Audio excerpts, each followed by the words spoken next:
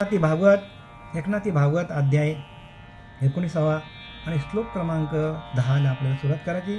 हे महानुभाव या संसार कुपीमध्ये पडलेल्या, म्हणजे उद्धव प्रश्न विचारतो भगवंताला, या संसार कुपीमध्ये पडलेल्या, त्यातच कालरूपी सर्पाने दंश केलेल्या व असे असूनही तुच्छ विषयांच्या सुखात आसक्त असणाऱ्या या जनांचा कृपेने उद्धार कर व त्यांच्यावर मोक्षबोधक अमृताचा वर्षाव कर। बघा, भगवंताकडे उद्धवाने मागणी मागितली, हे भगवंता, हे सगळे लोक संसार कुपीमध्ये, म्हणजे संसाररूपी बावडीमध्ये, घनदाट अंधारामध्ये हे सगळे लोक पडलेले आहेत। प्रत्येक माणूस हा संसाररूपी बावडीमध्ये पडलेला आहे, कुपीमध्ये पडलेला आहे, आणि त्यातच त्यांना काय केलं आहे, कालसर्पाने ग्रासलेलं आहे, कालाने ग्रासलेलं आहे। म्हणून काल सार्थक हेची परमभाग्य, कालाला सार्थकी करा, कारण आपला घडीने घडी काल आयुष्य नेतो, देहांती तुला कोण सोडू पाहतो। घडीने घडीने काल आयुष्य चाललेला आपला, प्रत्येक साधकाचा, प्रत्येक माणसाचा घडीने घडी काल आयुष्य नेतो। एक एक पल आपण आयुष्यातून काय चाललंय, एक एक पल कमी होत चाललं आपला आयुष्याचा। देहांती तुला कोण सोडू पाहतो, देहाच्या अंतकाली तुम्हाला कोणी सोडणार नाही। म्हणून काय करायला पाहिजे, तर ह्या उद्धवाने भगवंताकडे मागणी मागितलेली आहे प्रत्येकासाठी, प्रत्येक जड जीवासाठी, जड जीवाचा उद्धार व्हावा, ह्या उद्धारासाठी भगवंताकडे या उद्धवाने काय केलेलं आहे, मागणी मागितलेली आहे की बाबा, त्यातच कालरूपी सर्पाने दंश केलेल्या सगळ्यांना कालरूपी सर्पाने काय केलेलं आहे, तर दंश केले, म्हणजे आपल्या विळख्यात घेतलंय कालरूपी सर्पाने प्रत्येकाला। असे असूनही तुच्छ विषयांच्या सुखात आसक्त असणाऱ्या, आणि विषय तुच्छ आहेत, विषय सुख काय आहे, तर तुच्छ आहे, विषय विषासारखे आहे, आणि विषासमाना असलेल्या विषयामध्ये माणूस काय केलेला आहे, लुप्त झालेला आहे, म्हणजे त्याच्याशी विषयांमध्ये तो अडकलेला आहे, विषय सुखामध्ये माणूस अडकलेला आहे। तर या जनांना कृपेने उद्धार कर, या संपूर्ण लोकांचा, संपूर्ण जनाचा, जे जे विषय आसक्त झालेले आहे त्यांचा उद्धार कर, आणि काय कर, तर त्यांच्यावर मोक्ष बोधक अमृताचा वर्षाव कर, आणि मोक्षरूपी बोध त्यांना दे। आणि एक लक्षात ठेवा, उद्धवाची मागणी काही खोटी नाही, प्रत्येकाने लक्षात घ्या, उद्धव बरोबर बोललाय, कारण जोपर्यंत भगवंताची कृपा होत नाही, जोपर्यंत आपल्याकडे आपल्या स्वतःची शिल्लक वाढत नाही, म्हणजे प्रत्येक माणसाचा पुण्य जोपर्यंत वाढत नाही, पुण्याची वृद्धी झाली, पुण्याचा संचय झाला की भगवंत भेटतो आपल्याला, म्हणजे भगवंताची कृपा होते। पुण्याचा संशय वाढला पाहिजे, हरिमुखे म्हणा, पुण्याची गणना कोण करी, आहे की नाही, म्हणजे मुखाने हरिनाम सातत्याने चाललं तर आपला प्रत्येकाच्या देहाचा पुण्य वाढणार आहे, आणि पुण्य वाढला तर भगवंत भेटतो, पुण्य वाढल्या काय होतो, भगवंताची कृपा होते। तेच तर त्यांनी सांगितलंय की हे सगळे लोक काय झालेले आहेत, ते या संसाररूपी कुपीमध्ये पडलेले आहेत, संसार बंधनामध्ये पडलेले आहेत। मग भगवंत यांना काय बाहेर काढ, आणि यांना आपल्या साहित्य मुक्तीला घेऊन जा। पण भगवंताच्या नामातून ज्या वेळेला शिल्लक वाढते, पुण्य वाढते, त्यावेळेला भगवंताचीच कृपा होतो, आणि भगवंताची कृपा झाली की आपल्याला तसा नाम देणारा सद्गुरू भेटतो, आणि नाम देणारा सद्गुरू भेटला की तो आपल्या अंतरात्म्याशी एकरूप करून देतो। आपला अंतरात्मा हाच आपला ईश्वर आहे, आणि त्या अंतरात्म्याचं भजन जर चालू झालं, पिंडामध्ये असताना भजन चालू होतं, पिंडी असता म्हणे सोहम सोहम, बाहेर पडता म्हणे कोहम कोहम, पिंडामध्ये असताना भजन चालू होतं, ओरिजिनल भजन ते, आणि ते भजन नंतर काय करतो, संसारामध्ये आल्यानंतर माणूस विसरतो आणि ते भजन विसरल्यामुळे आपल्याला पुढच्या जन्माला आपण काय होतो, पुढच्या जन्माला प्राप्त होतो. अनेक योनी आहेत नंतर 84 लक्ष योनीला आपण काय होतो, तर आपण 84 योनीला आपण जाऊ शकतो. आणि म्हणून भगवंताची कृपा करून घ्या. अखंड चिंतन विठोबाचे करा. चिंतन केलं की भगवंताला दया येतो आणि भगवंताला दया आल्यानंतर भगवंत आपल्याला काय करतो, कृपा करतो. आणि भगवंताने कृपा केली तरच आपल्याला तसा नाम देणारा गुरु भेटतो. म्हणजे आपल्या आत्मस्वरूपाशी आपला जीव शिवाचा ऐक्य करणारा गुरु भेटतो आपल्याला. आणि आपल्याला तसा गुरु भेटला की आपल्या जीवाचा आणि शिवाचा ऐक्य करून देतो. आणि गुरु आपल्याजवळ ठेवत नाही, तो काय करतो, भगवंताची जीव शिवाची गाठ करून देतो आणि भगवंताशी एकरूप करून देतो. आणि म्हणून जे काय चाललेलं आहे आता, जे श्रीगुरू आहे तो काय करतो, श्रीगुरू त्यालाच म्हणा जीव शिव ऐक्यकारी तो सद्गुरू. जीवाची आणि शिवाचं ऐक्य करून देतो आणि भगवंताशी एकरूप करून देतो आणि गुरु आपल्या मार्गाला लागतो.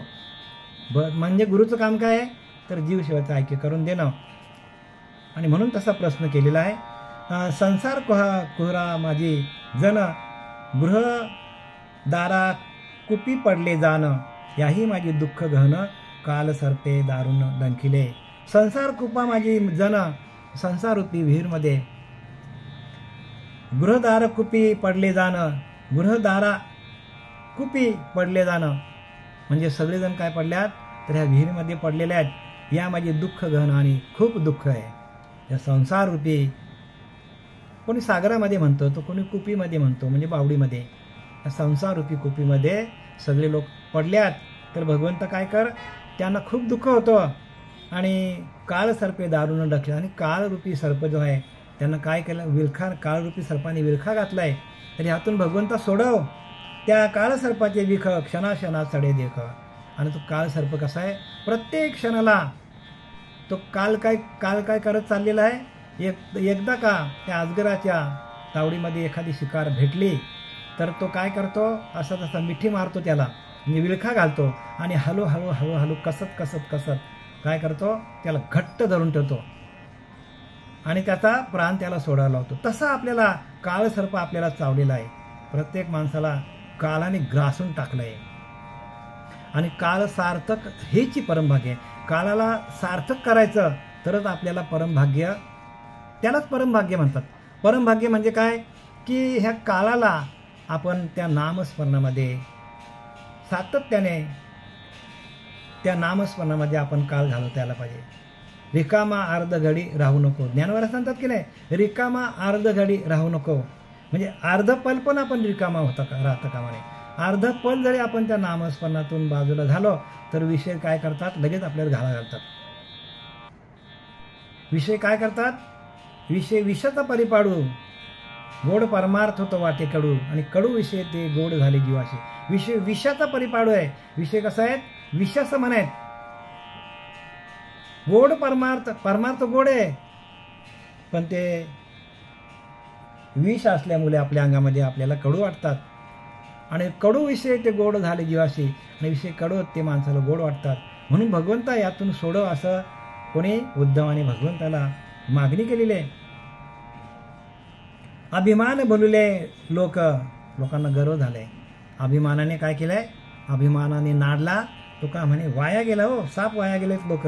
अभिमान, प्रत्येकाकडे अभिमान आहे. कोणाला संपत्तीचा अभिमान आहे, कोणाला सुंदरतेचा अभिमान आहे, तर कोणा आपला मोठा बंगला आहे, तर कोणाला गाडीचा अभिमान आहे, कोणाला ज्ञानाचा अभिमान आहे. आता काय सांगणार या लोकांना. म्हणून भगवंताकडे प्रत्येक जीवासाठी शांती सुख मिळावं म्हणून उद्धवाने विनंती केलेली आहे. विनंती परत अभिमान बोललेले लोक विषय सुख वांछिती. आणि सगळे लोक काय करणार, तर विषयामध्ये सुख मानतात. म्हणून विषय सुख हे काही बोललेच नाही. परी काही कीजे मूर्ख न सेविता न सरे. ज्ञानोबाला सांगतात विषय सुख हे काही बोलणेच नाही. विषय सुख बोलण्याची वस्तूच नाही. परी काय कीजे मूर्ख न सेविता न सरे.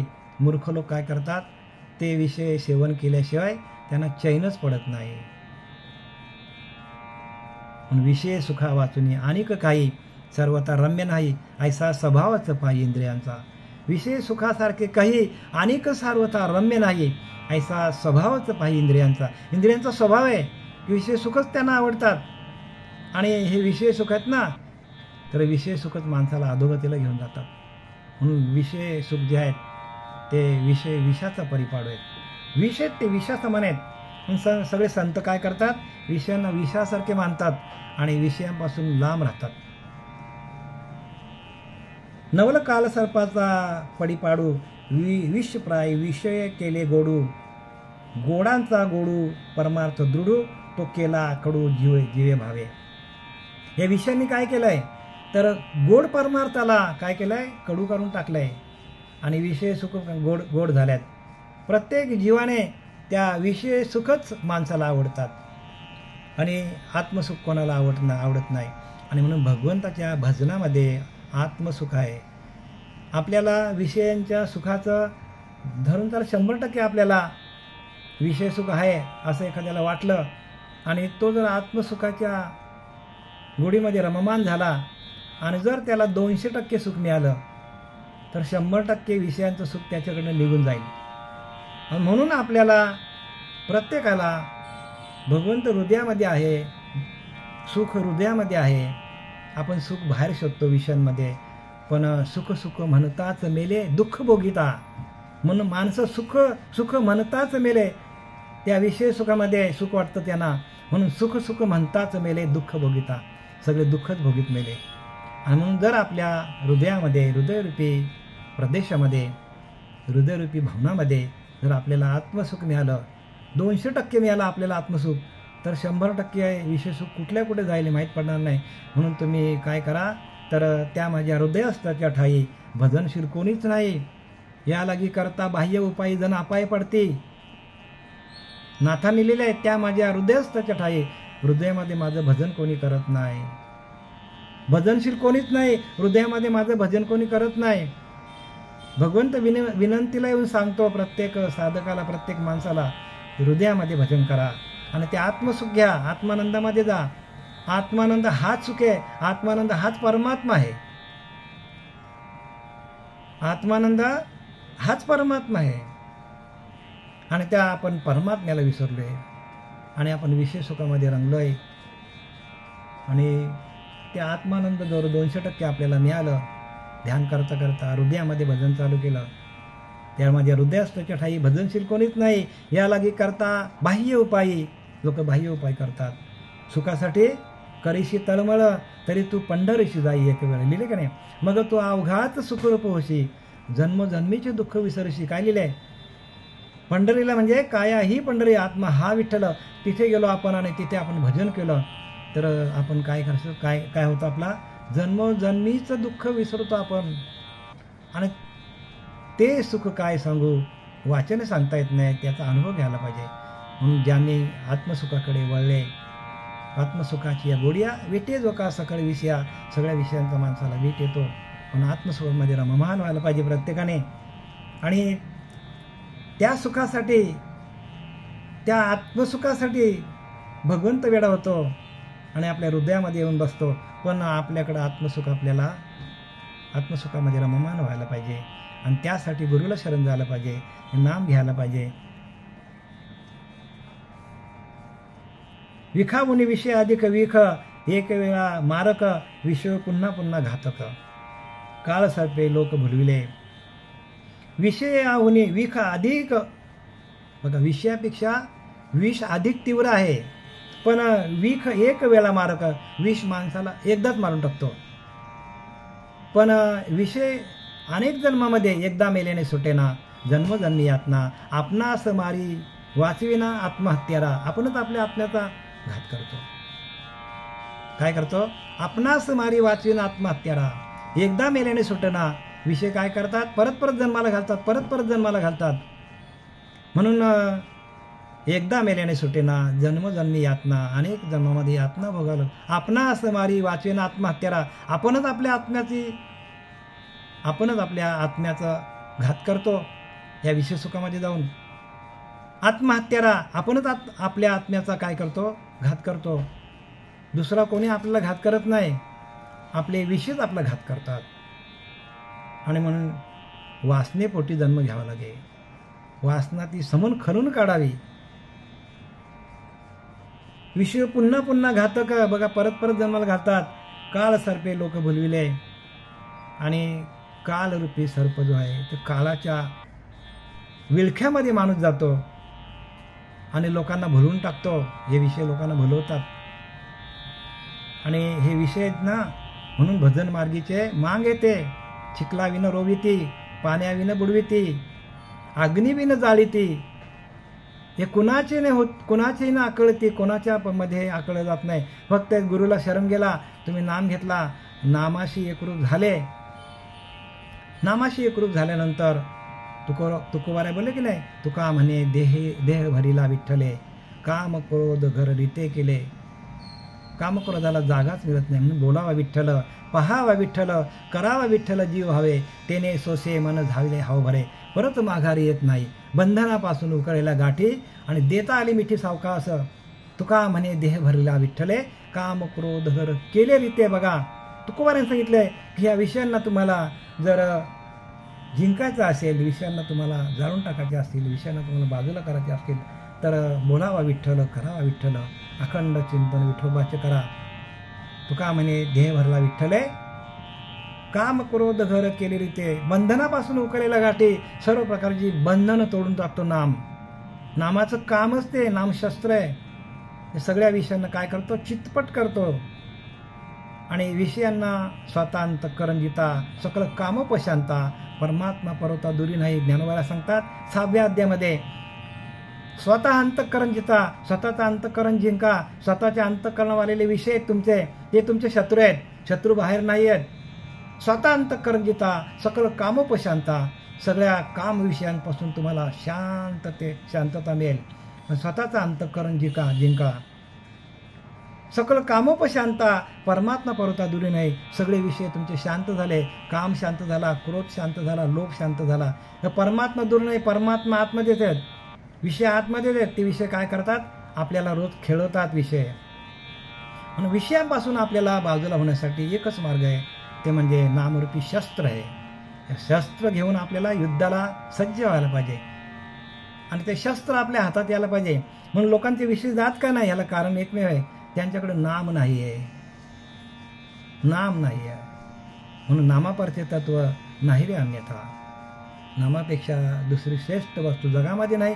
वाया अनेक पंथ जाशील, ज्या पंथामध्ये नाम नाही त्या पंथामध्ये जाशील. ज्या पंथामध्ये ध्यान नाही, ज्या पंथामध्ये आत्मचिंतन नाही, ज्या पंथामध्ये आत्म्याची ओळख नाही, आत्म्याचा अनुभव नाही, त्या पंथामध्ये जाशील तर वाया जाशील. वाया अनेक पंथ जाशील जाणे.